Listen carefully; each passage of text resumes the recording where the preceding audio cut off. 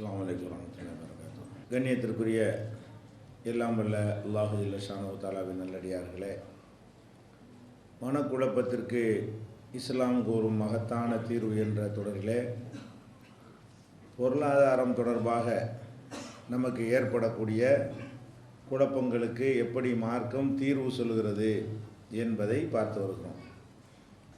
இந்த பொருளாதாரத்தை பொறுத்த வரைக்கும் அதை தேடி அலைவதற்காக வேண்டி மனிதன் அதைவிட சிறந்த விஷயங்களை இழந்து விடுகிறான்.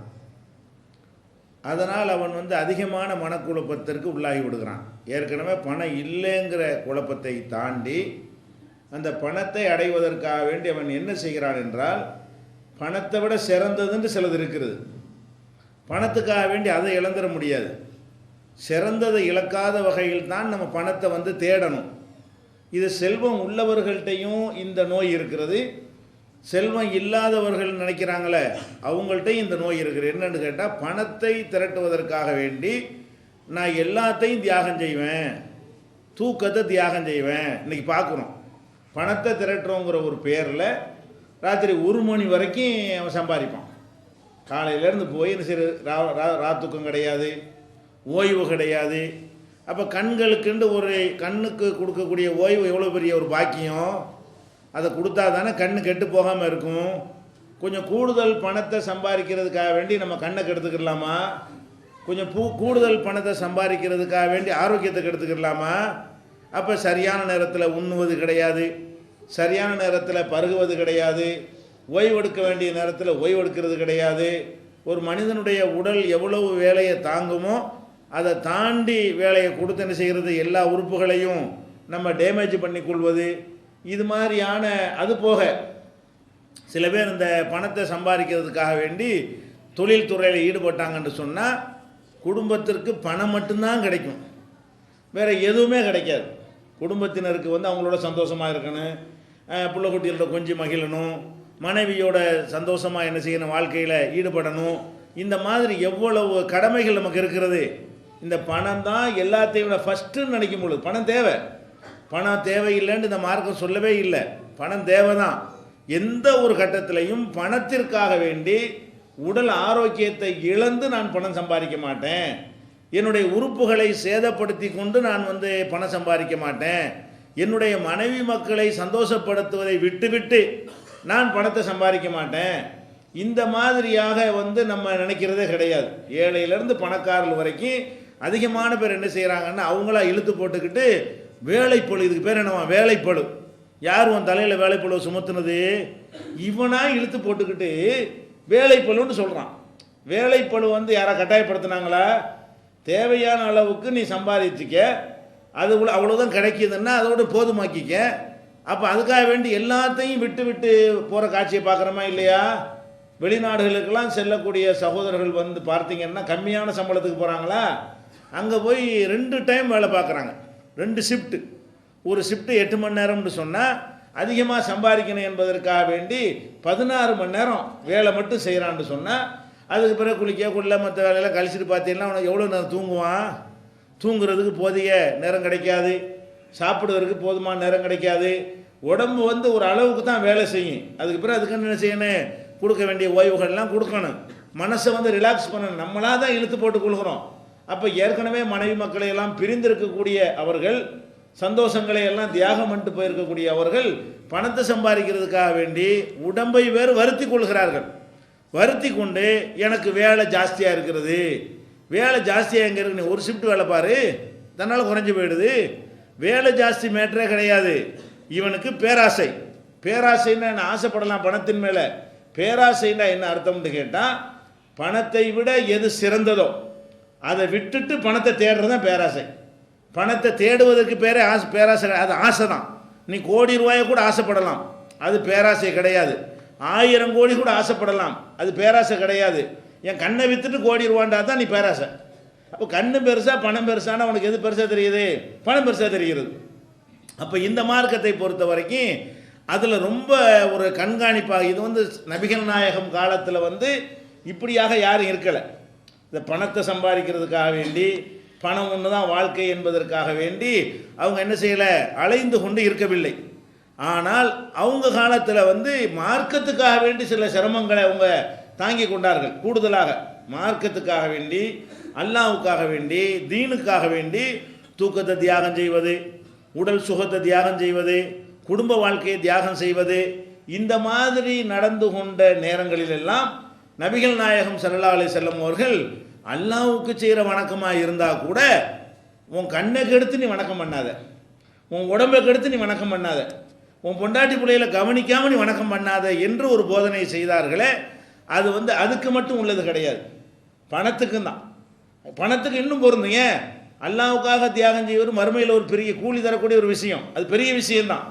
அந்த பெரிய விஷயத்திற்காக கூட நீ என்ன செஞ்சிடக்கூடாது, இந்த உலகத்தில் உனக்கு சுமத்தப்பட்டிருக்கிற கடமை, உன் உடம்புக்கு செய்கிற கடமை இருக்கிறது, பிள்ளைகளுக்கு செய்கிற கடமை இருக்கிறது, மனைவிக்கு செய்கிற கடமை இருக்கிறது, சொந்த பந்தங்களுக்கு செய்ய வேண்டிய கடமைகள் இருக்கிறது, ஊர் மக்களுக்கு செய்ய வேண்டிய கடமைகள் இருக்கிறது. இப்படி எவ்வளவோ கடமைகளை நாம் சுமந்து கொண்டிருக்கிறோம்.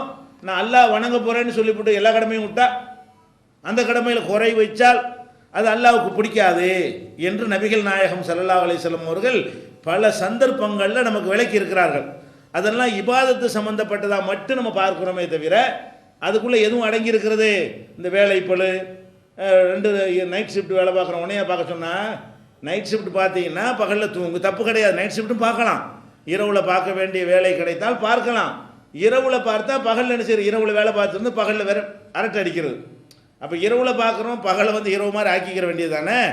அந்த மாதிரி உடம்புக்கு கொடுக்குற வேலைகளை கொடுக்காம எல்லா வேலைப்பழுக்களை எடுத்துக்கொண்டால நம்மளா தலையில் தூக்கி போட்டதாக தான் இருக்கும். அப்புறம் இது மனநோயா இல்லையா? இது உன்னையா 2 ஷிஃப்ட் பண்ணி தான் அவனை இல்லாட்டி உன்னை நீக்கிற வேண்டானா? 2 ஷிஃப்ட் பார்த்தா 2 சம்பளம்டா, அவ்வளவுதான். ஏடா ஒரு சம்பளம் போதும்டா, உடம்பு முக்கியம்டா சொல்ல வேண்டியதானே. எனக்கு ஓய்வு முக்கியம், எனக்கு ஒரு சம்பளம் போதும் அப்படி சொல்ல வேண்டியதானே. அப்போ பணம் வேணும்டா என்ன வேண்டாலும் செய்கிறதா? எவ்வளவு இன்னும் சொல்ல போனால் சில பேர் பணம் அதிகரிக்க அதிகரிக்க அதிகரிக்க எதுக்கு பணம் சம்பாதிக்கிறான்? பொண்டாட்டி நல்லா இருக்கணும், புள்ள நல்லா இருக்கணும், குடும்பத்தார் நல்லா இருக்கணுன்ற நோக்கத்தை சொல்லிக்கிறான் உண்மையில். ஆனால் ஒரு கட்டம் வரைக்கும் அதுக்கு சம்பாதிக்கிறான். அதுக்கு பிறகு ஒரு காரணம் இல்லாமல் சம்பாரிச்சிக்கிட்டு இருக்கிறான். சம்பாரிச்சு என்ன செய்கிறது? வீட்டில் புள்ள வெளியே போன புள்ள வந்துட்டானா தெரியாது. ராத்திரி 2 மணிக்கு வருவார் வீட்டுக்கு. 2 மணிக்கு வீட்டுக்கு வந்தால் என்ன அவ்வளோ சம்பாதிக்கிறான். ஆஃபீஸில் கிடக்கிறது, கடையில் கிடக்கிறது, தொழிலே கிடக்கிறது. இது மாதிரியாக வந்து அவங்க அதிகமாக சம்பாதிக்க போகிறோன்னு போய் மனைவியை மறந்துடுவாங்க, பிள்ளைகளை மறந்துடுவாங்க. அந்த பிள்ளை எங்கே போனாலும் இந்த மாதிரி தருதலையாக போகிறதெல்லாம் காரணம் என்னென்னு பார்த்தீங்கன்னா, அந்த பெற்றோர்கள் எல்லாம் அதை விட பணத்தை பெருசாக நினச்சிருப்பாங்க. என் பிள்ளை அங்கே ஓடி போச்சு, இப்படி ஓடி போச்சு, அப்படி போச்சுலாம் சொல்கிறாங்களே. இது மாதிரியான ஆட்களை கவனித்தீர்களே ஆனால் அவர்கள் மீது ஒரு கண்ணியை நீ வைக்கலை, அவர்கள் மீது ஒரு கண்காணிப்பை வைக்கலை. உன் மனைவியின் மீது உன்னுடைய கண்காணிப்பு கவனம் இருக்கணுமா இல்லையா? உன் பிள்ளைகள் மீது உன் கண்காணிப்பு கவனம் இருக்கணுமா இல்லையா? வைக்க மாட்டேங்கிறான். ஏன்டா வைக்க மாட்டேங்கிறேன்னு கேட்டால் அதுக்கு ஆள் நியமிச்சுட்டாரான். அதான் ஆபத்தை. ஆள் நியமிக்கிறவன், கண்காணிக்கிற ஆள் நியமிக்கிறானா அவன் கூட்டிகிட்டு ஓடி போயிடுறான். எத்தனை வீடுகள் நடக்கிறது. அப்போ நம்ம என்ன பார்க்கணும்? ஃபஸ்ட்டு பணம் அல்ல, நல்லா வழங்கிக்கிறணும். பணம் முதல் நினைக்கிறீங்களே, அந்த கம்யூனிச வாதம், பொருள் முதல் வாதம், அதெல்லாம் ஒரு மனிதனுக்கு ஃபஸ்ட்டு கிடையாது. ஏதோ சோறுங்கிற அளவுக்கு சாதாரணமாக ஒரு மனிதனுக்கு சம்பாரிச்சிட முடியும், சின்ன டயத்தில் சம்பாரிச்சிட முடியும். கஞ்சி ஊற்றுற அளவுக்கு, சோறு ஊற்றுற அளவுக்கு சம்பாரிச்சிக்க. அதுக்கு பிறகு கூடுதலாக நீ சம்பாதிப்பதாக இருந்தால் இதெல்லாம் கண்டிஷன் பாருங்கள். ரசூல் ஸல்லல்லாஹு அலைஹி வஸல்லம் இபாதத்துக்கு சொன்னாங்கல்ல, அதெல்லாம் ஒன்று ஒன்றா பாருங்கள். அதெல்லாம் இதுலையும் பொறுத்துங்க. ஒரு உளைச்சலும் இருக்காது மனசில், ஒரு மனக்குழப்பமும் இருக்காது, ஒரு மன சஞ்சலம் இருக்காது, ஒரு மனநோயும் இருக்காது. நம்மளாம் என்ன செய்யணும்? டக்குன்னு மாற்றிக்கொள்ள வேண்டும். எனக்கு அப்படி தேவையில்லை, பணத்துக்காக வேண்டி என்னுடைய ஆரோக்கியத்தை நான் இழக்க மாட்டேன் அப்படின்னு சொல்லக்கூடியவர்களாக நம்ம ஏன் மாறலை? அதான அறிவுடையவன் செய்கிற ஒரு வேலை அதுதானே. எந்த ஒரு அறிவாளியாவது தாழ்ந்ததற்காக வேண்டி உயர்ந்ததை மாற்றிக்கொள்வானா?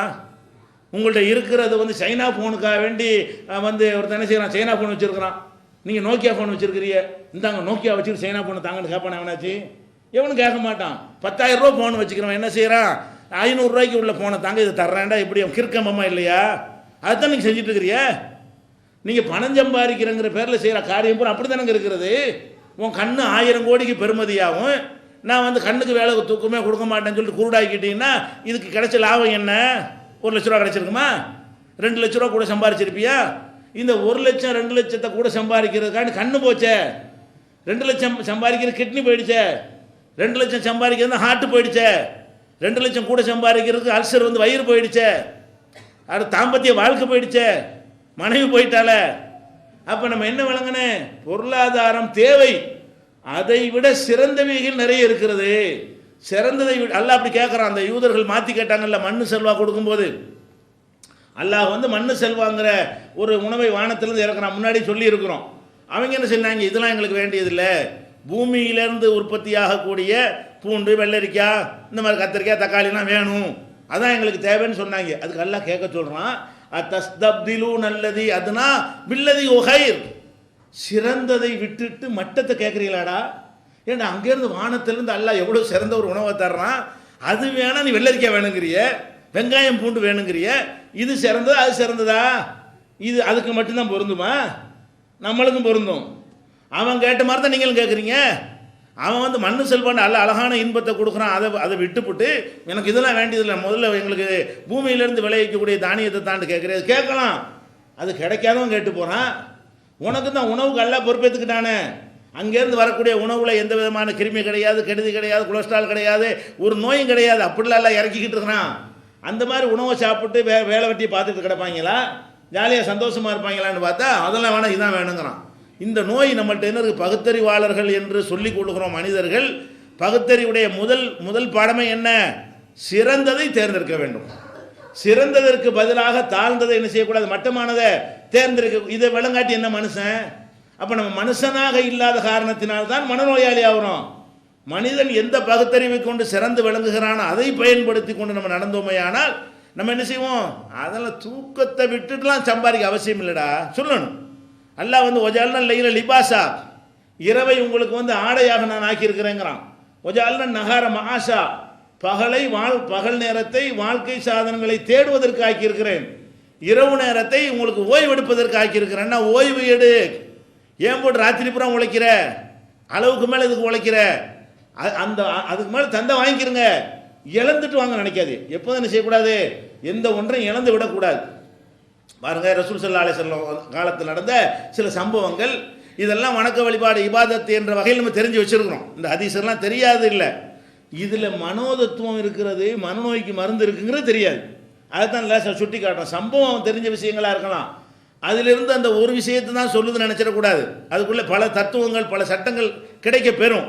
அதையும் சேர்த்து வழங்கி கொள்வது அறிவாளியுடைய வேலை. அப்போ ஆயிஷா நாயகி சொல்லுகிறார்கள், என்னிடத்தில் ஒரு பெண்மணி அமர்ந்து பேசி கொண்டிருந்தார்கள். ஆயிஷா நாயகி சொல்கிறாங்க, என்னுடைய வீட்டில் வந்து என்ன செய்கிறாங்க, ஒரு பெண்மணி வந்து பேசி கொண்டிருக்கிறார்கள். அப்போ நபி ஸல்லல்லாஹு அலைஹி வஸல்லம் அவர்கள் வந்து என்ன செஞ்சாங்கன்னா வீட்டுக்குள்ளே நுழைஞ்சாங்க.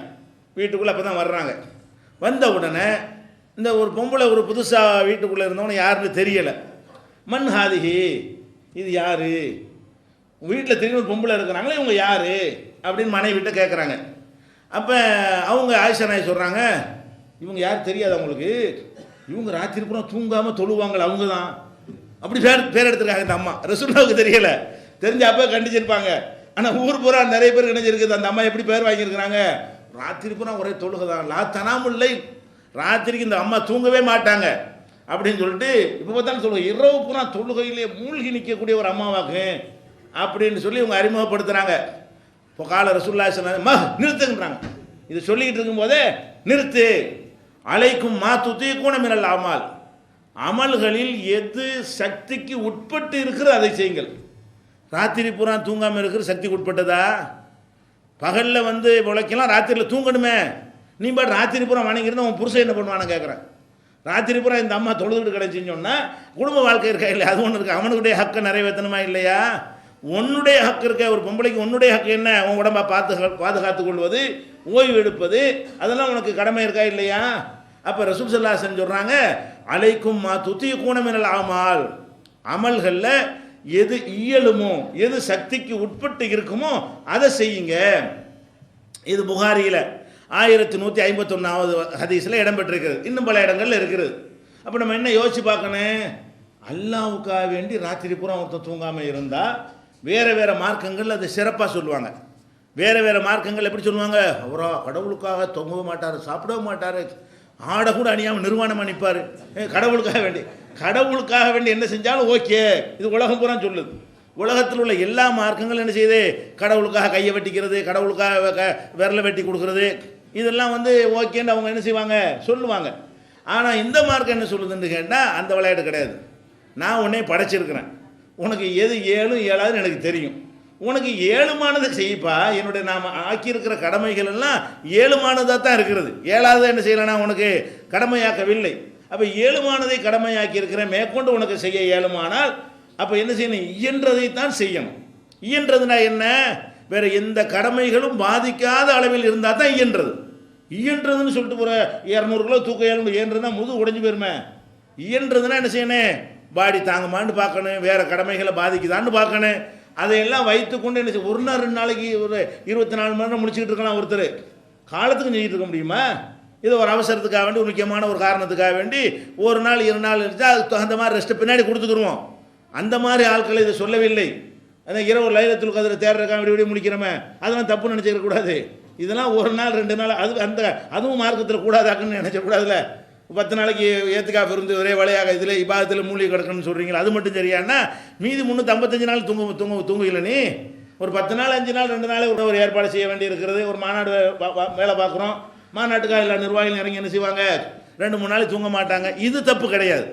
இதெல்லாம் என்னது, இந்த 2-3 நாள் அட்ஜஸ்ட் பண்ணுற வகையில் சேர்த்துக்கிட்டு பகல் ராத்திரி சேர்த்து தூங்கி கழிச்சு கணக்கு பண்ணிக்கிடுவோம், உடம்புக்கு போதுமான ரெஸ்ட்டை கொடுத்துக்கிடுவோம். இது சொல்வதெல்லாம் என்னன்னு கேட்டால், காலத்துக்கு ஒரு வியாபாரியாக இருக்கிறாரு, ஒரு பெருநாள் நேரத்தில் பயங்கரமாக வியாபாரம் நடக்கும், விடிய கடை திறந்தா தப்பா? டெய்லி திறந்தா தப்பு. டெய்லி வந்துட்டு 12 மணிக்கு 2 மணிக்கு 3 மணிக்கு வியாபாரம் பண்ணுறேன்னு சொல்லி சம்பாதிக்கிறேன்னு போனால் தப்பாகும். ஒரு சில நேரங்களில் ஒரு முக்கியத்துவத்தை கருதி கூடுதலாக உழைப்பது, இபாதத்து செய்வது எப்படி கூடுமோ அதுவும் கூடும். முக்கியமான விஷயம் என்னன்னு கேட்டால், உங்களுக்கு இயன்றதை செய்யுங்க, இயலுமானது செய்யுங்க. இது காசுலை. இந்த காசு விஷயத்தில் மட்டும் இப்படி விளங்கிட்டீங்கன்னா குழப்பமே இல்லைங்க. அதிகமான பேர் என்ன செய்கிறது, வேலைப்பழுவும் டென்ஷனுங்கிறான், வேலைப்பழுங்கிறான். இந்த மாதிரி இவனா என்ன செய்கிறான், அதிகமாக தலையில் இழுத்து போட்டுக்கொண்டு செய்ய வேண்டிய அவசியம் யாருக்கும் கிடையாது. அப்போ அந்த மாதிரி பார்த்து கொள்ள வேண்டியது.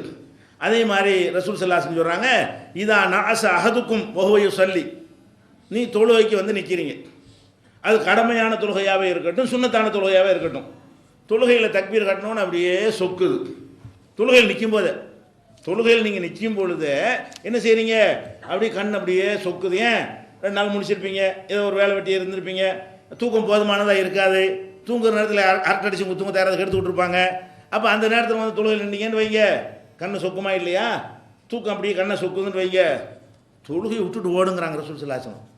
அப்படி தொழு அவசியம் கிடையாது. என்ன செய்யணும், இதா நாச அஹதுக்கும் வஹுவ யுஸல்லி, தொழுது கொண்டிருக்கும் பொழுது ஒரு தூக்கம் மிகைக்குமையானால் ஃபல் யர்குத், உடனே படுத்து தூங்கு. உடனே தொழுகை நின்று தூக்கம் அப்படி வந்துச்சுன்னா என்ன செய்யணும், இமாம் சலாம் கொடுக்கணும்னு பார்த்துருக்க கூடாது. அது அப்புறம் தொழுவே மாட்டேன், தூங்கிட்டு தான் தொழுகை ஆகுமா? அது அத்தையாத்தமும் ஆடுறான். நிறைய பேர் பள்ளியாத்தில் பார்க்குறோம், அத்தையாத்தில் நீ உட்காந்து என்ன செய்யறான், ஆட்டம் போடுறான். அதெல்லாம் இருக்குது. சஜிதாவில் உட்காந்து தூங்கிடுறான், அவர் சலாம் கொடுக்கும்போது எந்திரிக்கிறான். சில ஆளுக்கு சஜிதாவுக்கு போனவுடனே தூக்கம் வந்துடுமா, எந்திரிச்சே தெரியாது, இமாம் எந்திரிச்சே தெரியாது, அத்தையாத்தில் உட்கார தெரியாது, அஸ்ஸலாமு அலைக்கும் ரஹ்மத்துல்லாஹி எந்திரிக்கிறான். இதெல்லாம் நான் பார்க்குறோம், சஜிதாவிலே கிடக்கிற ஆளுகளெல்லாம். எதுக்காண்டி பார்க்குறோம், சட்டம் தெரியல. இவன் யார் அப்படி தொழுவு சொன்னது, எப்படி மார்க்கன்னு பாருங்க.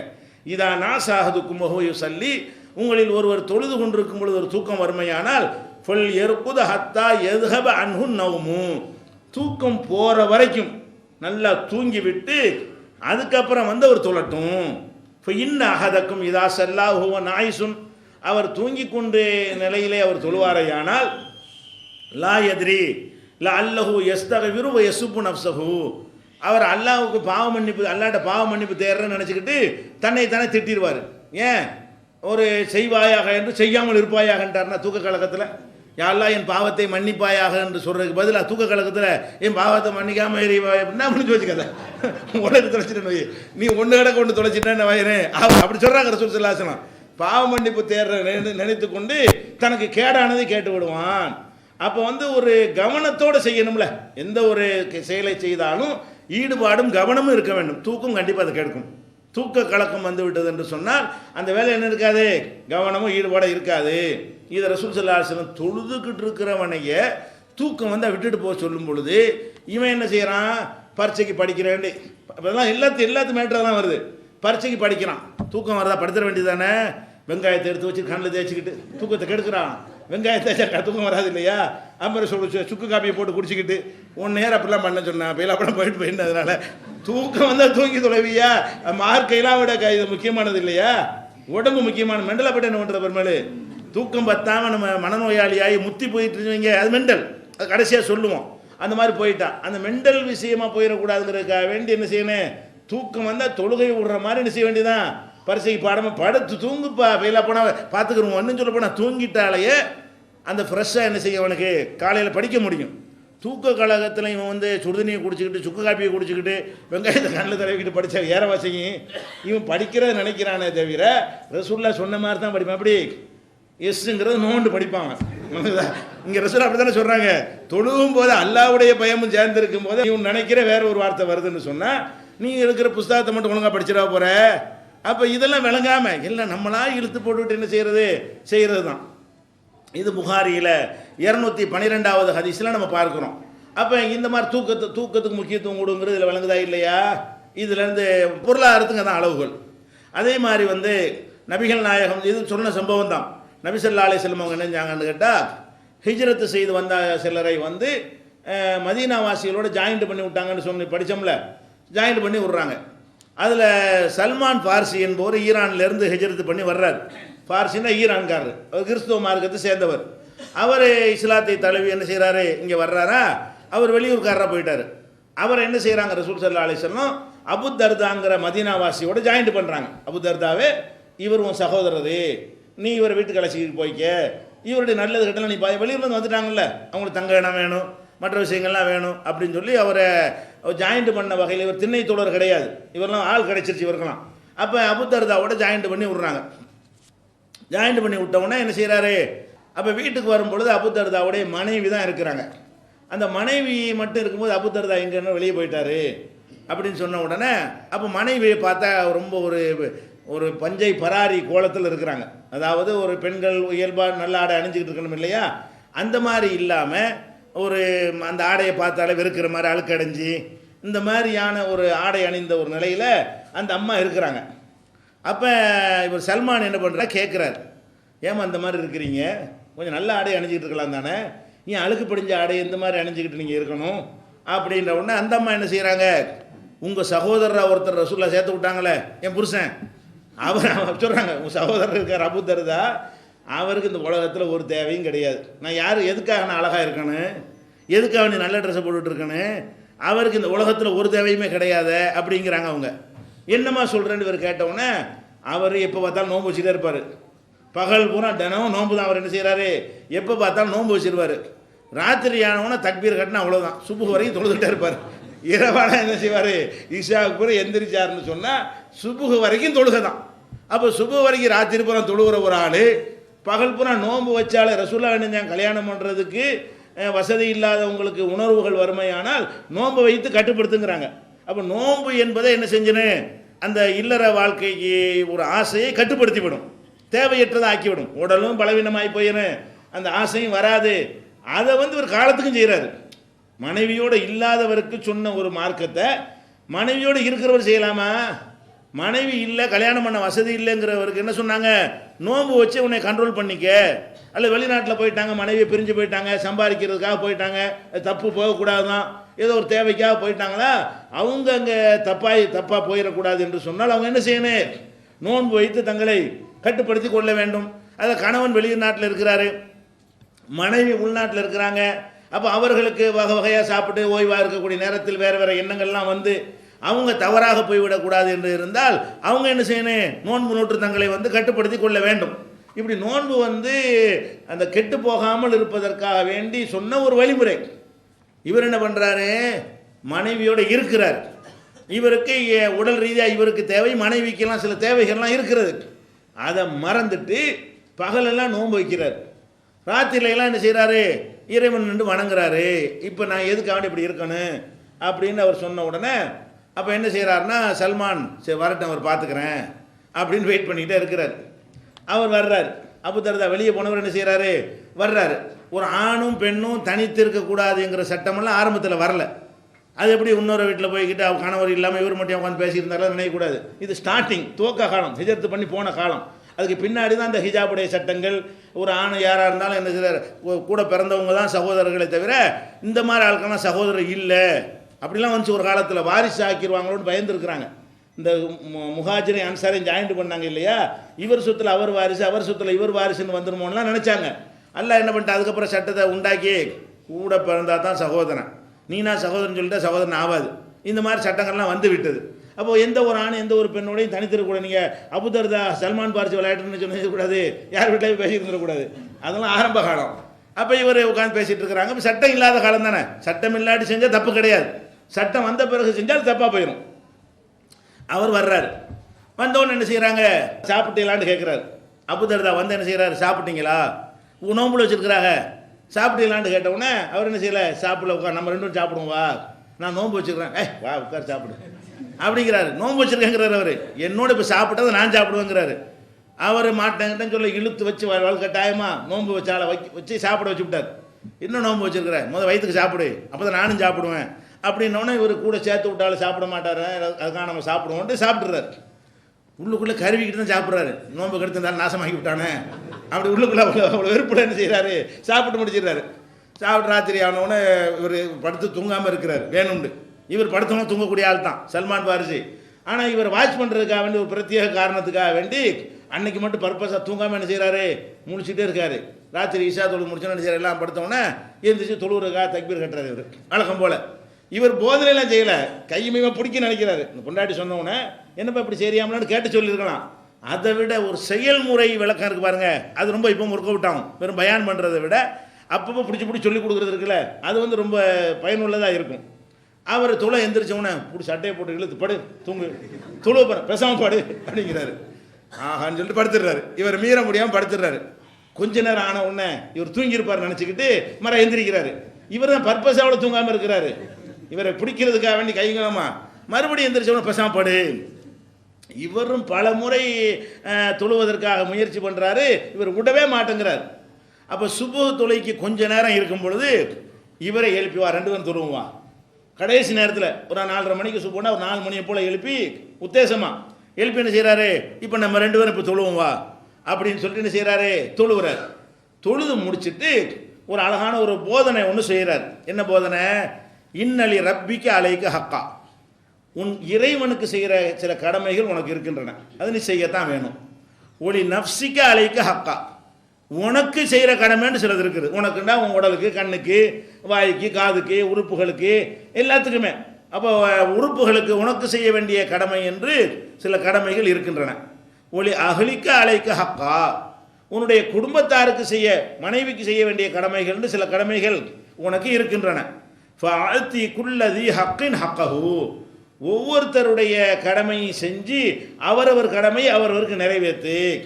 அல்லாஹ்வுக்கு செய்கிற கடமையும் செய், பொண்டாட்டிக்கு செய்கிற கடமையும் செய், உனக்கு செய்து கொள்ள வேண்டிய கடமை இருக்குல்ல, ஓய்வு, உணவு, தண்ணி, அது மாதிரியான விஷயங்கள் எல்லாம் அதையும் நீ செய்து கொள்ள வேண்டும். காலத்துக்கு நோன்பு வச்சா எலும்பு திரும்ப போயிடுவாரா இல்லையா, ரசூலுல்லாஹ் ஒரு நாள் விட்டு ஒரு நாள் நோன்பு வைக்கிறதால அதிகபட்சமாக அனுமதிச்சிருக்கிறாங்க. அப்போ அந்த மாதிரி சொல்லிட்டு அறிவுரையும் சொல்கிறார். அறிவுரை சொன்ன இவருக்கு பிடிக்கல, இருந்தாலும் இந்த நம்ம அழகான விவாதத்திலேருந்து கெடுத்து நாசமாக்கி விட்டு இந்த மாதிரி போதனை வேறு செய்கிறாருன்னு சொல்லி சுபு தொலைக்கு 2 பேரும் பள்ளியாசல் வந்தாங்களா. வந்த உடனே ரசூலுல்லாஹ்ட்ட கம்ப்ளைண்ட் பண்ணுறாரு. என்ன கம்ப்ளைண்ட்டு, நீங்கள் ஒரு ஆளை சேர்த்து விட்டிய, அவர் நோம்பையும் கெடுத்து ராத்திரி பூரா தொழுவுறதையும் கெடுத்து இந்த மாதிரி நாசமாக்கி போட்டு இப்படி ஒரு அறிவுரை வேறு சொல்கிறாரு எனக்கு அப்படின்னு அவரை வந்து என்ன செய்கிறாரு, புகார் வாசிக்கிறார். இவ்வளவையும் கேட்டு ரசூல் ஸல்லல்லாஹு அலைஹி வஸல்லம் சொன்னாங்க, சதக்க சல்மான், சல்மான் சரியாக தான் சொல்லியிருக்கிறார், நீ தான் தப்பு செஞ்சுருக்கிற, கம்ப்ளைண்ட் நிறுவ பண்ணுறியா, நீ செஞ்ச தப்பு, அவர் செஞ்ச சரி அப்படின்னு என்ன செய்கிறாங்க ரசூல் ஸல்லல்லாஹு அலைஹி வஸல்லம், சல்மான் சொன்னது தான் கரெக்டு, நீ இந்த மாதிரி செய்யக்கூடாது, ஒரு முஸ்லீம் வந்து இந்த மாதிரிலாம் நடக்கக்கூடாதுப்பா அப்படின்னு ரசூல் ஸல்லல்லாஹு அலைஹி வஸல்லம் அவங்களும் அதை வந்து வழிமொழிகிறார்கள். இது புகாரியில் 1968 இன்னும் பல ஹதீஸ்களில் இடம்பெற்றிருக்கிறது. அப்போ இதில் நம்ம என்ன வழங்குறோம், இது இபாதத்து சம்மந்தப்பட்டது தான் வருது.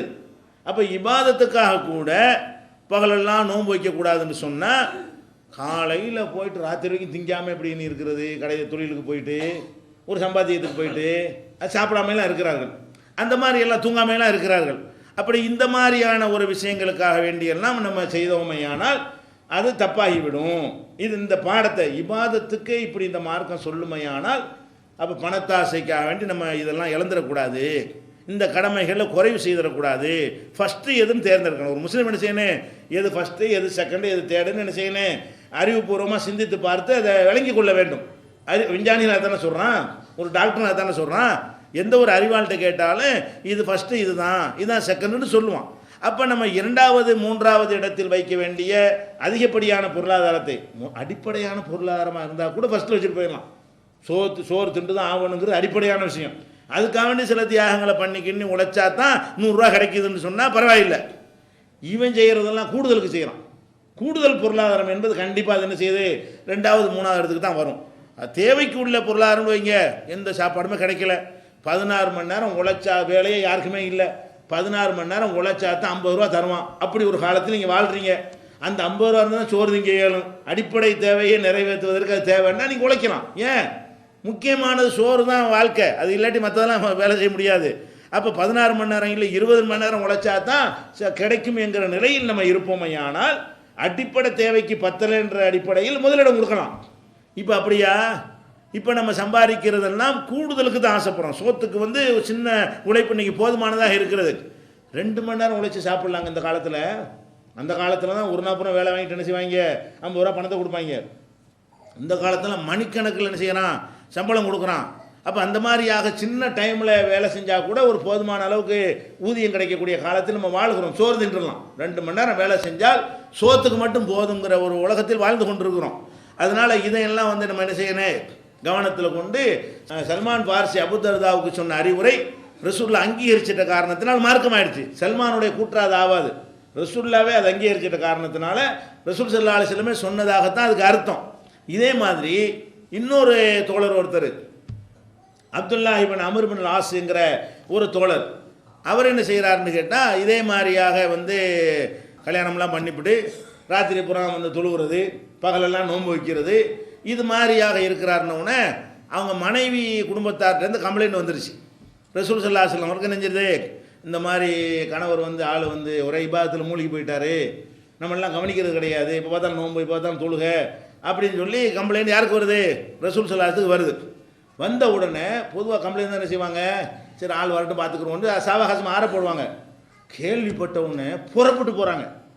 ரசூல் இதை கேட்டவனே, என்னது இப்போ மனைவி மக்களை விட்டுப்புட்டு சம்பாதிக்கிறாரு, இபாதத்து செய்கிறாரா இந்த வர்ற வீட்டுக்கு அப்படின்னு சொல்லி அவரை விட்டு தேடி என்ன செய்கிறாங்க. ரசூல் ஸல்லல்லாஹு அலைஹி வஸல்லம் போய் அங்கே ஆளுக்கு முன்னாடி போட்டு ஒரு தலைவாணி வச்சு நடுவில் தலைவாணி 2 பேருக்கு மத்தியில் ஒரு தலைவாணியை தூக்கி போட்டுக்கிட்டு ரசூல்லா கேட்குறாங்க, என்னப்பா அப்துல்லாவே இந்த மாதிரி ஒரு கம்ப்ளைண்ட் வருதா, நெசந்தானா? ஆமாம் அப்படி நெசந்தான், இப்போ பார்த்தாலும் நோன்பு தான் வைக்கிறேன், இப்போ பார்த்தாலும் நோன்பு வைக்கிறேன், இப்போ ராத்திரி போய் தொழுதுட்டு தான் இருக்கிறேன், தொழுதுட்டு தான் இருக்கிறேன் உடனே ரசூல்லா கண்டிக்கிறாங்க, அப்படி செய்யக்கூடாது. அப்போ ரசூல் ஸல்லல்லாஹு அலைஹி வஸல்லம் வந்து இதே வார்த்தையை சொல்கிறாங்க. அப்படி சொல்கிறாங்க, இன்னலி ஜசதிக்கு அலைக்க ஹக்கா, உன் உடம்புக்கு செய்கிற கடமைன்னு சில கடமை இருக்குப்பா, இந்த மாதிரிலாம் செஞ்சால் உடம்பு என்னத்துக்கு ஆகுறது, அல்லாவுக்காக செய்கிறேன், அல்லாஹ் இப்படி நமக்கு கட்டளை இடலையே, அல்லாவுக்காக செய்கிறேன் நீ பாட்டுக்கு ராத்திரி பூரா வணங்கிட்டு இருந்தீங்கன்னா, டெய்லி வணங்கிட்டு இருந்தீங்கன்னா, டெய்லி வந்து நீ நோன்பு வச்சுட்டு இருந்தீங்கன்னா உடம்பு கெட்டு போயிருமே, உடம்புக்குரிய கடமை நீ நிறைவேற்றினவன் ஆக மாட்டியே அப்படின்னு சொல்கிறாங்க. ஓ இன்னலி ஐனிக்கு அலைக்க ஹக்கா, உன்னுடைய கண்களுக்கு செய்கிற கடமைன்னு ஒன்று இருக்கிறது, நீ தூங்குறது எப்போ, ராத்திரி பூரா அப்படி நின்று வணங்கின்னு சொன்னால் சிறிது நேரம் காலையில் சுபு தொழுது கொஞ்சம் நேரம் தூக்கம் கிடைக்கும், அப்புறம் மறுபடியும் சம்பாதிக்க வெளிகளே போயிடணும்.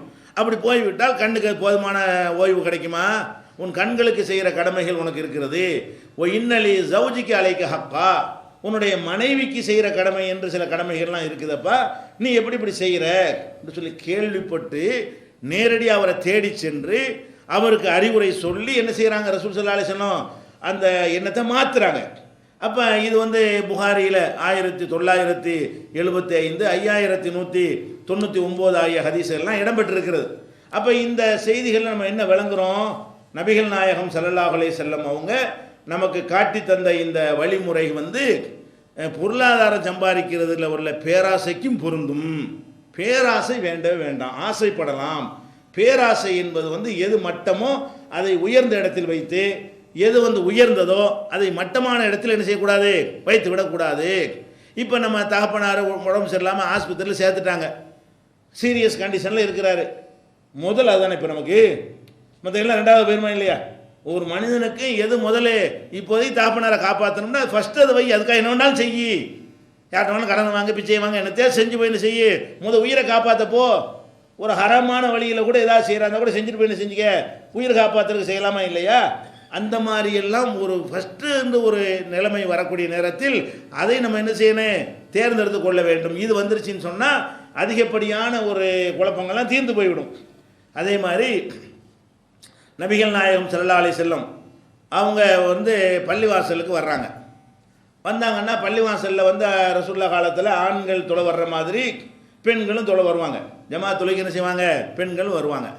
அப்போ பெண்கள் வந்து பின்னாடி இருந்து கொள்வார்கள், முன்பகுதியில் ஆண்கள் வந்து நிற்பார்கள். இந்த மாதிரி திரை தடுப்புலாம் போடுற வழக்கமெல்லாம் கிடையாது, அது மார்க்கத்தில் இல்லாது தான். நம்மளா பெண்களுக்குன்னு சில தொழு அனுமதிக்கிறவங்க என்ன செய்கிறாங்க, அது ஒரு திரையை போட்டு தடுப்பை வச்சுக்கிட்டு அதான் மார்க்கத்தில் உள்ளது நினச்சிக்கிட்டு என்ன செய்கிறாங்க. பெண்கள் முறையாக அவங்க ஆடை அணிந்திருக்கும் போது அதே ஆடை தான் எல்லாம் தடுத்துருத. இதெல்லாம் மறைக்க வேண்டியதுமோ கண்ணு முகத்தையும் கையையும் தவிர மற்றெல்லாம் மறைச்சிருக்குது, அதுதான் தடுப்பு. அதுக்கு மேற்கொண்டு ஒரு தடுப்பு போட வேண்டியது என்ன இல்லை, அவசியமற்றது. ரசூலுல்லாஹ் காலத்தோடு கிடையாது.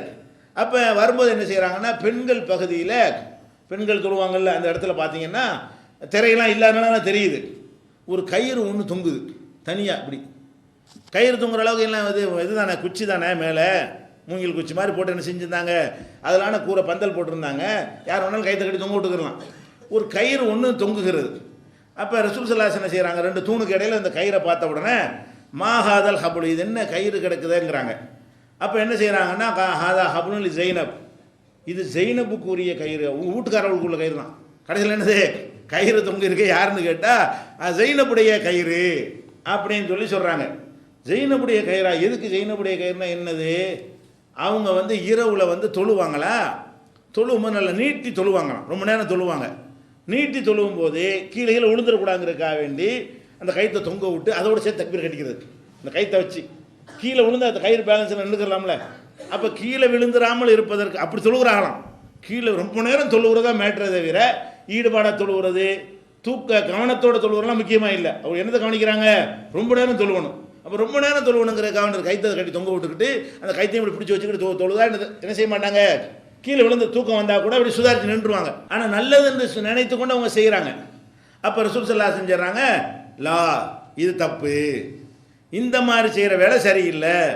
ஹல்லூஹு கைத்தை அவுத்து எறிங்க, இந்த கயிறை கட்டி தொங்க விட்டுருக்காங்கல்ல அவுத்து எறிங்க. அதை லி சல்லி அகதுக்கும் நிஷாத்தஹு, உங்களில் ஒருத்தர் வந்து ஈடுபாடு இருக்கும்போது மட்டும் தொழுவட்டும், இன்வால்மெண்ட்டோடு தொழுவட்டும், அதில் கவனம் இருக்கும்போது மட்டும் என்ன செய்யட்டேன், தொழுவட்டும். பொய்தா ஃபத்தர, ஒரு சலிப்போ சடைவோ ஏற்பட்டு விடுமே ஆனால் ஃபல் எப்போது பேசாமல் உட்காரு, தொழுவணும் அவசியம் கிடையாது.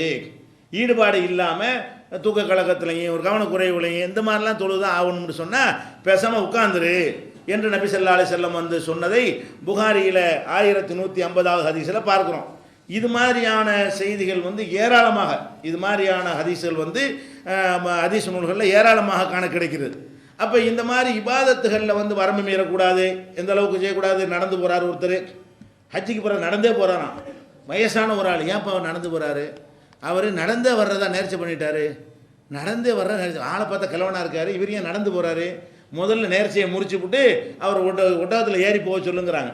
அப்போ அல்லாஹ்வுக்கு செய்கிற இபாதத்தில் கூட நேர்ச்சை பண்ணிட்டா கூட அதை நீ செய்யாதப்போ உனக்கு ஏண்டதை செய்யி அப்படின்னு நேர்ச்சைக்கு சொல்கிறாங்க. நேர்ச்சைங்கிறது அல்லாஹ்வுக்கு செஞ்ச ஒரு உறுதிமொழி, அதை கூட மீறினா கூட பரவாயில்லை, சத்தியத்தை முறிச்சா கூட பரவாயில்லை, நீ வந்து சிரமத்தை என்ன செய்யக்கூடாது, உண்மையில் சுமத்தி கொள்ளக்கூடாது. இப்படியெல்லாம் உங்களுக்கு கண்டிக்கக்கூடிய ஹதீஸ்கள் ஏராளமாக ஹதீஸ் நூல்களில் காணப்படுகிறது. அப்போ இந்த பொருளாதார விஷயத்தில் நீங்கள் என்ன செய்யணும், இதை வந்து முக்கியத்துவமாக கருதி இந்த மாதிரியான ஒரு பொருள் திரட்டுவதற்காக வேண்டி இப்படி நடப்பதை விட்டுவிட்டீர்களே ஆனால் அதிகமான மனக்குழப்பம் போய்விடும். அதுபோக இந்த பொருளாதாரத்தை தேடுவதற்காக வேண்டி இந்த சுகத்தையெல்லாம் இழக்கிறானா, வீட்டுக்கு வராமல் இப்படியே இருக்கும் பொழுது அவனுக்கு வந்து கெட்ட சவகாசங்கள் தன்னால் ஏற்படும். நீங்கள் நல்லா பார்க்கலாம், காசு பணம் அப்படியே ஏற ஏற ஏற ஏற பார்த்தீங்கன்னா அவனுக்கு வந்து ரொம்ப டென்ஷன் ஆகுமா, அது கொடுக்கணும் இது கொடுக்கணும் அந்த நிர்வகிக்கணும், பத்து அப்படி இப்படி மூளைக்கு அதிகமான ஒர்க்கரோடு வீட்டுக்கு போய் ஓய்வு எடுத்துகிட்டு ஒன்றும் வராது. சம்பாரிச்சானா வீட்டுக்கு போயிட்டானா மனைவி மக்கள் சந்தோஷமாக இருந்தானா அப்படி டைவெர்ட் ஆகிடும். டைவெர்ட் ஆகுறது இந்த அந்த பள்ளிக்கூடத்திலோட பாடங்கள்லாம் என்ன செய்கிறான், மாற்றி மாற்றி எதுக்கு வைக்கிறான். ஒரே ஒரு வாத்தியாரை உட்காந்து 6 மணி நேரம் பாடம் நடத்த வச்சாருன்னு வைங்க, ஒரு போய் பள்ளிக்கூடத்து வரமாட்டான். என்ன செய்வான், வாத்தியாரை மாற்றுவான், சப்ஜெக்டை மாற்றுவான், ஒரு கணக்கு வைப்பான், அப்புறம் தமிழை வைப்பான், அப்புறம் இங்கிலீஷ் வைப்பான், ஒரு கணக்காகவே 6 நாளைக்கு நடத்தி பாருங்கள், எல்லாம் கிறுக்கு பிடிச்சி போயிடும்.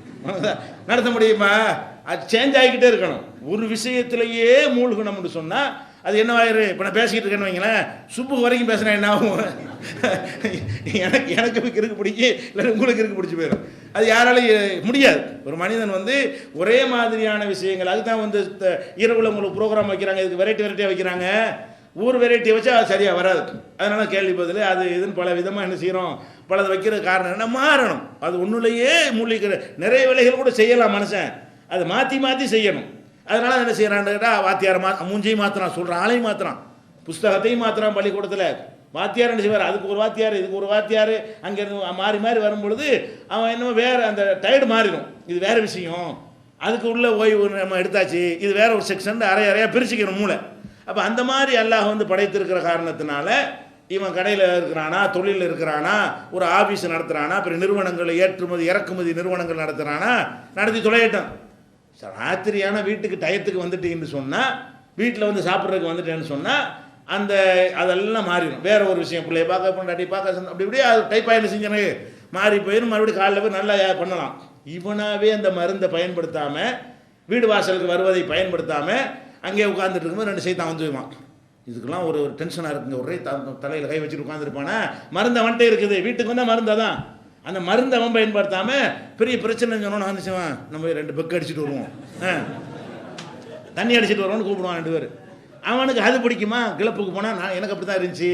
அந்த கிளப்பு போனேன்னா மெம்பரை சேர்ந்தேன்னா லைன்ஸு கிளப்பு அந்த கிளப்பு இந்த கிளப்புன்னு சேர்ந்து நம்ம ஒரு ரெண்டு பாட்டில் அடித்தோம்னு சொன்னால் ஏற்றிக்கிட்டோம்னு சொன்னால் எல்லாம் அப்படி மறந்துடுங்கம்மா.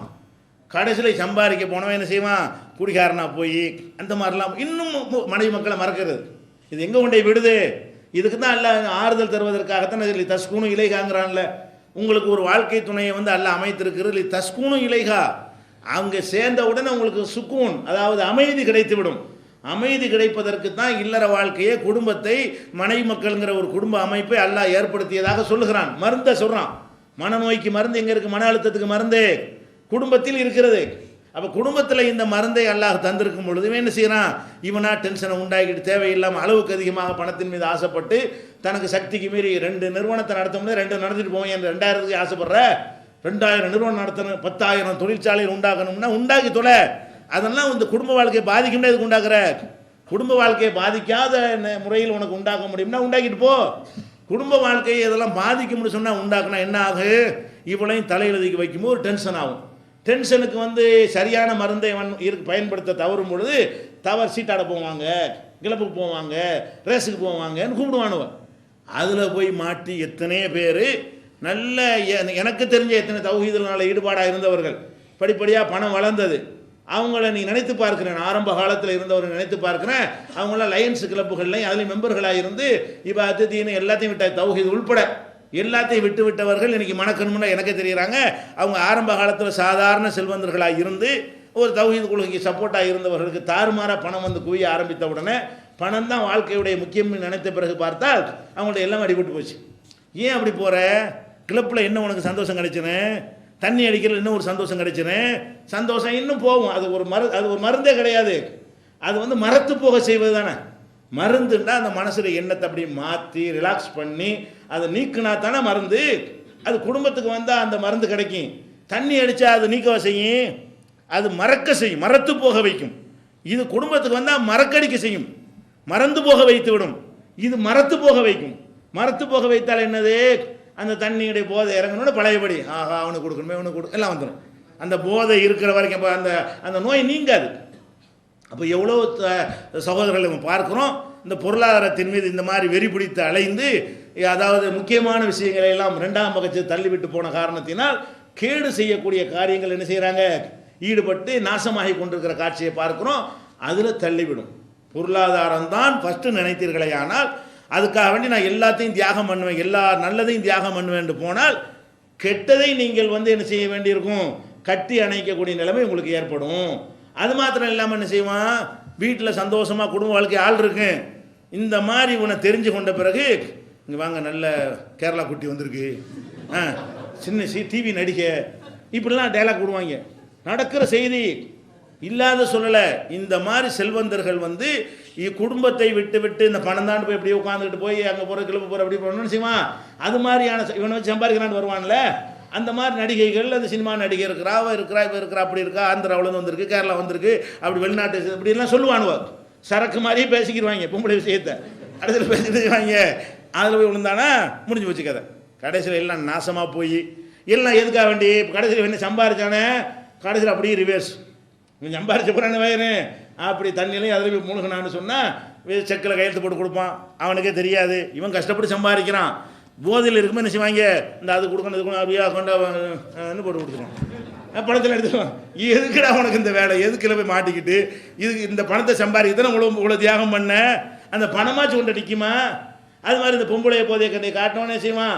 அதில் வந்து அதுக்கு பெரிய ரேட்டெல்லாம் சொல்லி மாறி ஆக்கின்னு செய்வான். அதை போட்டு அவர் எடுத்து வச்சுக்கிடுவான். இந்த கூட்டிகிட்டு வர புரோக்கர் மாமா மரம் என்ன செய்வாங்கன்னு கேட்டால், அந்த மாதிரி நடிகை கடிகன்னு சொன்ன உடனே அதை ரகசியமாக கேமரா வச்சு வீடியோ எடுத்து வச்சுக்கிட்டு பணம் பறிக்கும். இதை போட்டு காட்டிடுவேன், நீ சமுதாயத்தில் பிரமுகராக இருக்கிற, முத்தவள்ளிக்கு அனுப்பிடுவேன், உன் பொண்டாட்டிக்கு அனுப்பிடுவேன், அங்கே அனுப்பிடுவேன், உன் கட்சி தலைமை முடிஞ்சு வச்சா கதை. அள்ளி பணத்தை பூரா அள்ளி கொடுக்க வேண்டியது. எல்லாம் எதனால் வந்துச்சு, நீ செய்ய வேண்டிய வேலையை கரெக்டாக அல்ல மருந்து தந்திருக்கிறான். பணத்தை சம்பாரி வீட்டுக்கு வந்து ஓய்வடு. ஒஜால்ன லைல லிபாசா ஒஜால்ன நகரமா ஆஷா, இதான் மேட்ரு. இரவு பகலில் சம்பாரி, ராத்திரி கூட்டுக்குவா. இந்த ஒரு வாழ்க்கை பாடத்தை படிச்சுக்கிட்டோம்னு சொன்னால் இப்படி நாசமாக போய் எவ்வளோ மன அழுத்தத்தில் இருக்கான் தெரியுமா? இவனுடைய பிடிமானங்களாம் யார்ட்டையும் மாட்டிக்கொள்ளும். இவனாக போய் மாட்டினதுனால, இவன் போய் மாட்டினதுனால இது நவீன காலத்தில் என்ன செய்யலாம், எல்லாம் ரெக்கார்ட் பண்ணி வச்சுக்கிறான். அப்போ அதில் மாட்டிக்கொண்ட பிறகு என்னவாயிறேன், அது அவனுக்கு தெரிஞ்சு போச்சே, என்ன வெளியிட்டுவானோ, எப்போ வெளிவானோ தெரியலையே, பணத்தை வாங்கி இந்த மாதிரி பிளாக்மெயில் பண்ணுறவனுக்கு திருப்தி அடைவான்னு நினைக்கிறீங்களா? டெய்லி கேட்டுகிட்டே இருப்பான். சீடியை கொண்டாந்து தந்துட்டு வந்தாங்கன்னு சொல்லிட்டு கொஞ்ச நாளைக்கு பிறகு காப்பி ஒன்று வச்சுருக்கான்ல, எத்தனை எடுத்துக்கலாமே, உன்ட்ட தந்ததுக்கு காப்பி தான், ஒரிஜினல் ஒன்று பத்திரமா இருக்கு, இன்னும் 5 லட்ச ரூபா கொடு. அல்லையில் கொடுக்குறானுவங்க. கொடுத்து ஒன்றும்லாம் ஓட்டாண்டியா போய் தற்கொலை செத்தவன்லாம் எத்தனை பேர் இருக்கிறான், முஸ்லீம் அல்லாத மக்கள்லாம் முஸ்லீம்லையும். அதனால் என்ன செய்யுங்க, இந்த பொருளாதாரத்தை வந்து இந்த லிமிட்டுக்கு வச்சுக்கிறங்க. பொருளாதாரத்தை யாராக இருந்தாலும் சரி, எவ்வளோ கோடி, பல 1000 கோடி கூட சம்பாதிங்க, அல்லா தந்தா சம்பாதிங்க. எப்படி சம்பாதிக்கணும், இதெல்லாம் நான் மனைவி மக்களை, குடும்பத்தை, சொந்த பந்தங்களை இழக்க மாட்டேன், அவங்களோடு சந்தோஷமாக இருந்து கொண்டு எத்தனை சம்பாதிக்கும்னு அதை சம்பாதிப்பேன். சில பேருக்கு வந்து அந்த மாதிரியான நேரத்திலே 10,000 கோடி எல்லாம் கொடுத்து விடலாம். அதிகம் சம்பாதிப்பது தப்பு கிடையாது, நல்லா அதிகம் சம்பாதிங்க. இதுகளை விட்டோம்னு சொன்னால் நீங்கள் அந்த சம்பாதிக்கணுங்கிற வெறியில் போகிறீங்களே, அதிலே நீங்கள் நஷ்டமடைவீர்கள். அதிகம் சம்பாதிக்கிற மாதிரி இப்படி போய்கிட்டே இருந்து என்னவாயிரும், சரன்னு இந்த மாதிரி 2-3 பஞ்சாயத்து வந்துச்சுன்னு சொன்னால் எல்லாமே என்னவாயிரும், அழிஞ்சு நாசமாக போய்விடும் என்பதை நம்ம பார்க்குறோம். இதெல்லாம் முக்கியமாக என்ன செய்யணும், விளங்கிக் கொள்ள வேண்டிய விஷயம். அடுத்ததாக வந்து முஸ்லீம்களை பொறுத்த வரைக்கும் இந்த பொருளாதாரத்திற்காகத்தான் நம்ம எல்லாம் அலைகிறோம். பொருளாதாரம் பத்தலை, எங்களுக்கு போதுமானது இல்லைங்கிறத முக்கியமானதாக இருக்குது. நம்மளை பொறுத்த வரைக்கும் வேறு சமுதாயங்களை விட முஸ்லீம்களுக்கு மட்டுமே பிரத்யேகமாக ஆறுதல் தரக்கூடிய ஒரு அம்சத்தை அல்லாஹ் வச்சிருக்கிறான் உலகத்தில். இது யாருக்குமே கிடைக்கவில்லை. இதை நாம் வந்து கண்ணு முன்னாடி உலகத்தில் நம்ம அனுபவித்து கொண்டும் இருக்கிறோம். முஸ்லீம்களுக்கு மட்டும் அல்லாஹ் என்ன செய்கிறான்னு கேட்டால், பொருளாதாரத்தில் கூட குறைய அது வேறு தனி விஷயம், கொடுத்தாலும் நினையாபுரத்திலிருந்து செய்கிற அருள் இருக்குல்ல, பரக்கத், உங்களுக்கு பரக்கத்துன்னு ஒன்று இருக்குது. நீங்கள் நல்லா விளைவிக்கணும். ரூபாயை மட்டும் வச்சுக்கிட்டு குறைவுன்னு நினச்சிடக்கூடாது. இந்த 1000 ரூபாய்க்கு என்ன செய்ய முடியும் அப்படி நினைக்கக்கூடாது. 100 ரூபாயை கொண்டு என்ன செய்ய முடியும் அப்படி நினைக்கக்கூடாது. அல்லாஹ் வந்து வேற ஒருத்தன் வச்சுக்கிற 100 ரூபாய்க்கு நீ வச்சுக்கிற 100 ரூபாய்க்கு மத்தியில் வித்தியாசத்தை வைத்திருக்கிறான். நீ அறகுற முஸ்லீமாக இருந்தால் கூட அந்த பரக்கத்தை அல்லாஹ் என்ன செய்கிறான், இன்னைக்கு வரைக்கும் செய்து கொண்டு இருக்கிறான். இது பெரிய இஹ்லாஸா தூய்மையாக இருக்கிற முஸ்லீம் மாத்திரம் கிடைக்கல, பெயர் தாங்கி முஸ்லீமாக இருக்கான் பாருங்க, அவனுக்கு கூட காட்டி உலகத்துக்கு காட்டுறான். இது ஒரு பெரிய அற்புதம் என்று கூட நீங்கள் சொல்லலாம். உலகத்தில் இஸ்லாம்ங்கிறது அல்லாஹ்வுடைய மார்க்கம் தான் என்பதற்கு ஒரு ஆதாரமாக கூட இது நீங்கள் காட்டிக்கொள்ளலாம். என்ன செய்கிறான் அல்லாஹ், நம்ம சமுதாயத்தை பொறுத்த வரைக்கும் மற்றவர்களைப் போல எல்லாருமே வேலைக்கு போக மாட்டோம். நம்ம சமுதாயத்தை பொறுத்த வரைக்கும் மனைவியை வந்து நாற்று நடுவதற்கு நீங்கள் அனுப்புவீங்களா, களை எடுப்பதற்கு அனுப்புவீங்களா, சித்தால் வேலைக்கு உங்கள் பொண்டாடி அனுப்புவீங்களா, அல்ல ஒரு கடையில் போய் சேல்ஸுகளாக இருந்துட்டு வாங்கன்னு அது மாதிரி நீங்கள் அனுப்பி வைப்பீங்களா? ஒன்றும் அனுப்ப மாட்டீங்க. அப்போ உங்களுடைய மனைவியை, உங்கள் அக்காவை, உங்கள் தங்கச்சியை, உங்கள் அம்மாவை எல்லாம் நீங்கள் வேலைக்கு அனுப்புறது கிடையாது. ஆம்பளை மாத்திரம் தான் சம்பாதிக்கிறீங்க. வேறு வேறு சமுதாயங்களில் ஆணும் சம்பாதிக்கிறாங்க, பெண்ணும் சம்பாதிக்கிறாங்க, நம்மளோட கூடவும் சம்பாதிக்கிறாங்க. ஒரு ஆணும் சம்பாதிக்கிறாங்க, பெண்ணும் சம்பாதிக்கிறாங்க, நம்மளோட அதிகமாக சம்பாதிக்கிறாங்க. அப்போ அதிகமாக சம்பாதிக்கிறவர்கள் நல்ல உயர்ந்த ஒரு நிலையிலையும், குறைவாக சம்பாதிக்கிறவர்கள் ஒரு பொருளாதாரத்தில் தாழ்ந்த நிலையிலையும் தானே இருக்குன்னு தான் லாஜிக்கு. இதுதான் பகுத்தறிவு, இதுதான் லாஜிக். இதை வந்து அல்லாஹ் வந்து தன்னுடைய அருளால் உடைக்கிறான். இதுதான் பகுத்தறிவுப்படி சரிதான்.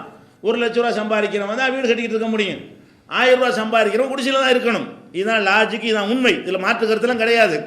ஆனால் இறைவன் வந்து நான் ஒருத்தன் இருக்கிறேன்னு காட்டுவதற்காக என்ன செய்கிறான்னு கேட்டால், நினையாபுரத்திலிருந்து ஒரு அருளை செய்கிறான். என்ன செய்கிறான்? இன்றைக்கு நீங்கள் எடுத்து பார்த்தீர்களே ஆனால் முஸ்லீம்கள் தான் பொருளாதாரத்தில் கம்மியாக இருக்கிறாங்க. சச்சார்லேருந்து எல்லாரும் சொல்லிவிட்டாங்க. அவங்களாம் நம்பரை வச்சுக்கிட்டு கணக்கு போட்டு சொல்கிறாங்க. எந்த நம்பரு? 2000 ரூபா சம்பாதிக்கிறாங்க, 3000 ரூபா சம்பாதிக்கிறாங்கன்னு. ஆனால் நம்முடைய 2000 ரூபாயில் தேவை நிறைவேறுகிற அளவுக்கு அடுத்தவனுடைய 20,000 தேவை நிறைவேறுவது கிடையாது. இப்போ நீங்கள் ஒரு வெளிநாட்டில் ஒருத்தன் போகிறான்னு சொன்னால் ஒரு 10,000 ரூபா குறைஞ்சபட்ச சம்பளம் ஒன்று அப்படி தானே போகிறான். நம்ம ஆளுக்கு டிகிரி படிச்சுட்டு போய் 1 லட்சம் சம்பாதிக்கிற மாதிரியே போகிறான். இவன் தான் 8ஆம் கிளாஸ் படித்தவொன்னு பாஸ்போர்ட் எடுன்னு சொல்லி அனுப்பிவிட்றாங்களே. இவனை வந்து லேபர் வேலைக்கு தான் நம்ம அனுப்பிட்டு இருக்கிறோமே தவிர வேறு வேறு சமுதாயத்துக்காரர்கள் வெளிநாட்டுக்கு போனாங்கன்னு சொன்னால் படிச்சுட்டு ஒரு டெக்னீஷியனாக, ஒரு என்ஜினியராக, ஒரு பட்டதாரிகளாக என்ன செய்கிறாங்க, அப்படி போகிற காரணத்தினால் அவன் சூப்பர்வைசராக பெரிய பெரிய சம்பளம் வாங்கக்கூடியவனாக ஒரு அதிகாரியாக போய் அங்கே நிற்கிறான். நம்மளால் என்னத்துக்கு போகிறான்னு கேட்டால் டேபிள் துடைக்கிறதுக்கும், கார் ஓட்டுறதுக்கும், ஒட்டகம் மேய்க்கிறதுக்கும், ஹவுஸ் வீடு சுத்தப்படுத்துகிற வேலைகளுக்கும், இந்த மாதிரி தோட்டத்துக்கு தண்ணி பாய்ச்சிற வேலைகளுக்கும், வெள்ளை அடிக்கிற வேலைகளுக்கும், தார் ரோடு போடுற வேலைகளுக்கும், முனிசிபாலிட்டியில் சாக்கடையை சுத்தம் பண்ணுற இதுக்கு தான் நம்ம ஆளுக்கு போகிறான். இதுக்கெல்லாம் என்ன சம்பளம் கொடுப்பான்? ஒரு 10,000 ரூபா அளவுக்கு நம்ம நாட்டில் உள்ள இப்போ மணி ஏறி இருக்கிறனால ஒரு 15 ரூபா கிடைக்கும். நம்ம நாட்டுடைய பண மதிப்பு இறங்கிட்ட காரணத்தினால இன்னைக்கு தேதி எடுத்துக்கிட்டீங்கன்னு சொன்னால் ஒரு 15,000 ரூபா அது கிடைக்கும் இல்லையா? ஒருத்தன் போய் 15,000 ரூபாயை 10,000 ரூபாயை அனுப்பி அவன் அம்மா சாப்பிட்றான், அவன் அப்பன் சாப்பிட்றான், அவனுடைய அக்கா தங்கச்சி சாப்பிட்றாங்க, பொண்டாட்டி சாப்பிட்றாங்க, பிள்ளைகள்லாம் சாப்பிட்றாங்க. யார் சம்பாதிக்கிறது கிடையாது. இவ்வளவும் சாப்பிட்டுப்புட்டு முஸ்லீம்களை பார்த்து அவ்வளோ ஆட்டுக்கிறான். நகையாக ஆட்டுக்கு காலத்தவங்க பேசிக்கிறான். ஒரு கையறுத்தாலே ஒரு தலைமுறைக்கு சாப்பிட்லான்டான். பொம்பளைகளை பற்றி பேசிக்கிறாங்க. இதில் இப்படி பார்க்குறோம். வீடுகளில் நம்ம கட்டுறான். ஒரு வெளிநாட்டுக்கு போயிட்டான்னா இப்படி வீடு கட்டப்படுது. என்னடா சம்பாதிக்கணும்? 10,000 ரூபா. இந்த 10,000 ரூபா சம்பாத்தியத்தை கொண்டு இவ்வளோ பேர் சாப்பிட்டதுக்கு பிறகு அவனுக்கு நகை வாங்க முடியுது. இவ்வளோ பேர் சாப்பிட்ட பிறகு வீடு வாசல் கட்ட முடிகிறது. இவ்வளவு சாப்பிட்ட பிறகு என்ன செய்கிறது? கல்யாணம் காட்சி எல்லாத்தையும் பண்ணி கொடுக்க முடிகிறது. எல்லா வேலையும் நிறைவேறுகிற காட்சி நீங்கள் பார்க்குறீங்க. அதே நேரத்தில் வந்து ஒரு கொத்தனாருக்கு இன்றைக்கி என்ன சம்பளம் யோசிச்சு பாருங்கள். எவ்வளோ சம்பளம்? 700 ரூபா ஒரு ஆளுக்கு. 700 ரூபாண்டா 21,000 ரூபாய்ச்சு மாதத்துக்கு. ஒரு நாளைக்கு 700 ரூபாண்டா ஒரு ஆளுடைய சம்பளம் 21,000 ரூபா. ஒரு சித்தாளுக்கு ஒரு 400 ரூபாண்டியில் அது ஒரு 12,000 ரூபாய் ஆயிரும். 33,000 ரூபாய் ஆயிடுச்சு. ஒரு 4 பேர் வேலைக்கு போனான்னு வைக்கலாம் 1 லட்ச ரூபா சம்பாதிக்கிறான் அன்றைக்கி. ஒரு கொத்தனார் குடும்பத்தில் உள்ளவங்க பொண்டாட்டி புள்ள அப்படி சம்பாதிக்க போனாங்கன்னா அவனுடைய ஒரு மாத வருமானம் என்ன? 1 லட்சம் ரூபாய். 1 லட்சம் ரூபாய் சம்பாதிக்கிற அந்த குடும்பத்தில் உள்ளவர்களுக்கு அவங்க மனைவி மக்கள்லாம் அப்படி அடுக்கிட்டு இருக்காங்களா? நகை நட்டுகளால் அலங்கரிக்க முடிகிறதா? பங்களா கட்ட முடிகிறதா? சாப்பிட்றதுக்கு தான் போதுமானதாக இருக்குது. இவ்வளவும் சம்பாதிக்கிறார்கள். அப்போ அந்த 1 லட்சம் ரூபாயை விட உன்னுடைய 10,000 ரூபாய் அதிக தேவையை நிறைவேற்றா இல்லையா? எது பெருசு? நம்பரில் அது பெருசு. தேவையை நிறைவேற்றுவதில் இது பெருசு இல்லை. அந்த 1 லட்ச ரூபா செய்யாத வேலையை உன்னுடைய 10,000 ரூபாய் செய்கிறதா இல்லையா? இதுக்கு பேர் தான் பரக்கத். அப்போ நம்ம என்ன வழங்கணும்னு கேட்டால் காசு பணம் கம்மியாக இருந்தாலும் நம்ம யாரோடையும் போட்டி பராமல் பண்ண வேண்டியதில்லை. அல்லாஹ் நினச்சான்னு சொன்னால் நம்பரை கம்மியாக கொடுத்து அதை கொண்டு தேவைகளை என்ன செய்வான்? அல்லாஹ் நிறைவேற்றி விடுவான். 10 லட்ச ரூபாய் ஒருத்தனை கொடுத்து விட்டு 20 லட்ச ரூபாய்க்கு நோயை கொடுத்தா அது 10 லட்ச ரூபா கொடுத்து என்ன நன்மை? 10 லட்ச ரூபாய் ஒருத்தனை கொடுக்குறான்ல மாதத்துக்கு, அவனுக்கு என்ன ஆச்சு? உங்கள் அப்பாவுக்கு ஹார்ட் ஆப்ரேஷன் பண்ணி மாற்றி வைக்கணும், 20 லட்ச ரூபா செலவு பண்ணுங்கிறான். என்னத்துக்கு இந்த 10 லட்ச ரூபா என்னத்துக்கு ஆகும்? மேற்கொண்டு 10 லட்ச ரூபா கடன் வந்தது, 10 லட்ச ரூபா செலவு, 20 லட்ச ரூபா, அப்புறம் கடனாளியே 10 லட்ச ரூபா. அப்போ இந்த அப்பாவுக்கு ஆப்ரேஷன் பண்ணுற வேலையை எல்லாம் தராட்டி அப்படி மிச்சம் தானே உனக்கு? அந்த 10 லட்ச ரூபா செலவு வராது தானே? அப்போ எல்லாம் என்ன செய்வான்? தேவையற்ற சுமைகள் வராமல் அப்படி தடுப்பான். அந்த வகையில் மிச்சமாகும். பொருள்களில் கூட எல்லாம் என்ன செய்வான்? ஒரு பரக்கத்தை ஏற்படுத்துவான். ரசூல்லா காலத்தில் ஒரு சம்பவம் நடக்கிறது. இது ரசூல்லா காலத்தில் நடந்தோன்னு இது பெரிய அதிசயமாக நீங்கள் நினச்சிட்டு போயிடக்கூடாது. இன்றைக்கும் உங்களுக்கு நடந்துகிட்டு தான் இருக்குது. நீங்கள் விளங்கலை, உங்களுக்கு நடந்து கொண்டு தான் இருக்கிறது. ஒருத்தர் வர்றாரு, ரசூல்லாட்ட விருந்தாளியாக தங்குறாரு. அவருக்கு என்ன செய்கிறாங்க? சாப்பாடு கொடுக்குறாங்களா? சாப்பாடுனா என்ன? ஒரு ஒட்டகத்தினுடைய பாலை கறந்து கொண்டு வந்து குடிங்கன்னு கொடுக்குறாங்க. அவர் பாட்டுக்கு இன்னும் கொஞ்சம் தாங்க, இன்னும் கொஞ்சம் தாங்க வாங்கி வாங்கி என்ன செய்கிறாரு? குடிக்கிறாரு. மறுநாள் என்ன செய்கிறாருன்னா நல்லா உபசிச்செல்லாம் பார்த்துட்டு இஸ்லாத்துக்கு வந்துடுறாரு. மறுநாள் ஒரு ஒட்டகத்து பாலை கொடுத்தாங்களா? குடித்தாரா? போதுன்றாரு. அப்போ ரசூல் ஸல்லல்லாஹு சொன்னாங்க, ஒரு மூமின் வந்து ஒரு குடலுக்கு சாப்பிடுகிறான், மூமின் அல்லாத மற்றவர்கள் இஸ்லாத்தை ஏற்றுக்கொள்ளாதவர்கள் 7 குடலுக்கு சாப்பிடுகிறார்கள். அதே மனிதர் தான் இதை ஏற்றுக்கொண்ட பிறகு ஒரு ஒட்டகத்தின் பால் அவருடைய பசியை அடக்குவதற்கு போதுமானதாக இருக்கிறது, ஏற்றுக்கொள்வதற்கு முன்னாடி 7 ஒட்டகத்தின் பால் அவருக்கு தேவைப்பட்டிருக்கிறது என்று ரசூல் ஸல்லல்லாஹு அலைஹி வஸல்லம் அந்த வரலாறிலிருந்து நம்ம என்ன செய்கிறோம், தெரிஞ்சு கொள்கிறோம். அப்போ இதில் என்ன தெரிகிறது, பரக்கத்து என்று அல்லாஹ் ரப்பல் ஆலமீன் நமக்கு ஒரு சிறப்பான அருளை தந்திருக்கிறான். அதை நீங்கள் நம்பினீர்களானாலும் உங்களுடைய இந்த பொருளாதார சம்பந்தமான உங்களுடைய மனக்குழப்பங்கள்லாம் தீர்ந்துவிடும். இது குறித்த மேலும் சில விஷயங்களை இன்ஷா அல்லாஹ் அடுத்தடுத்த நாட்களில் பார்க்கலாம். மூன் பப்ளிகேஷன்ஸ் வெளியீடுகள் இஸ்லாமிய அடிப்படை கல்வி, திருமுறையின் தோற்றுவாய், திருக்குரானில் அறிவியல் சான்றுகள் பாகம் 1, அர்த்தமுள்ள கேள்விகளும் அறிவுபூர்வமான பதில்களும், குரான் கூறும் ஓரிரை கொள்கை, நபி வழியில் தொழுகை சட்டங்கள், மாமனிதர் நபிகள் நாயகம், குரான் மட்டும் போதுமா, ஹதீஸ்கள் குரானுக்கு முரண்படுமா, அழகிய இஸ்லாமிய பெயர்கள், இதுதான் பைபிள், ஜனாசாவின் சட்டங்கள், ஏகத்துவமும் இணை வைப்பும், திருக்குரானின் அறிவியல் சான்றுகள் பாகம் 2, இஸ்லாம் பெண்கள் உரிமையை பறிக்கிறதா, பிறை ஓர் விளக்கம், இஸ்லாம் ஓர் இனிய மார்க்கம், நபி தோழியர் வரலாறு, குற்றச்சாட்டுகளும் பதில்களும், நோன்பு, இயேசு இறைமகனா, வருமுன் உரைத்த இஸ்லாம், உண்மை தோழர் அபுபக்கர் அலி, பெண்களுக்கான நபி வழி சட்டங்கள், அறிவுச்சுடர் அன்னை ஐசார் அலி, இஸ்லாத்தில் சொர்க்கம் நரகம், நபி தோழர்களும் நமது நிலையும், துவாக்களின் தொகுப்பு, முகைதீன் மௌலிது ஒரு ஆய்வு, குரானை எளிதில் ஓதிட, நபிகள் நாயகம் பல திருமணம் செய்தது ஏன், யாக்குத்பா ஒரு ஆய்வு, நபி வழியில் நம்ஹஜ், நபி வழியில் குழந்தை வளர்ப்பு, தராவி தொழுகை ஒரு ஆய்வு, ஜக்காத் ஒரு ஆய்வு, இஸ்லாத்தில் இல்லறம், கியாமத் நாளின் 10 அடையாளங்கள், நபிகளாரின் நற்போதனைகள், மன்னரை வாழ்க்கை, பைபிளில் நபிகள் நாயகம், இஸ்லாத்தின் பார்வையில் பில்லி சூனியம், தர்கா வழிபாடு, நபிகளாரின் இறுதி நாட்கள், இஸ்லாமிய கொள்கை, சரியான ஹதீஸ்களும் தவறான ஹதீஸ்களும், சந்திக்கும் வேளையில் கொள்கை விளக்கம், பேய் பிசாசு உண்டா, கற்பனை கதைகள், நவீன பிரச்சனைகளும் தீர்வுகளும், தப்லிக் தாகலின் தொகுப்பு, சுபகானா மௌலிது ஒரு ஆய்வு, மனிதனுக்கேற்ற மார்க்கம், நேர்ச்சையும் சத்தியமும், மனனம் செய்வோம், விளக்கப்பட்ட உணவுகள், அர்த்தமுல்லா இஸ்லாம், குர்பானியின் சட்டங்கள், தொழுகை, இஸ்லாத்தின் பார்வையில் கனவுகள், இஸ்லாமிய திருமணம், இறைவனிடம் கையேந்துங்கள், மீராஜும் அதன் படிப்பினைகளும், வேதம் கொடுக்கப்பட்டோர் யார், மற்றும் prophet Mohammed the greatest man, மற்றும் டிஇடிஜே மார்க்க அறிஞர்கள் உரையாற்றிய CD டிவிடிகள் கிடைக்கும் இடம் மூன் பப்ளிகேஷன் 83/3 ஊர்தரு முதல் மாடி மண்ணடி சென்னை 1. Phone number 656908